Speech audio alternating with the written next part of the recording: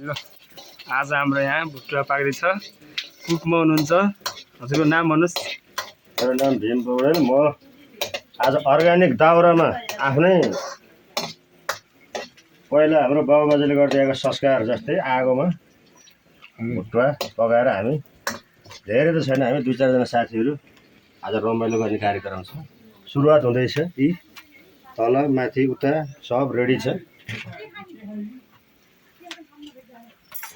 भुटुवा तल छ। यो रिसोर्टको नाम के अरे? पोल्न नि पोलेको छ हामीले। रिप के हो रिसोर्ट नाम? ल है लामखेत।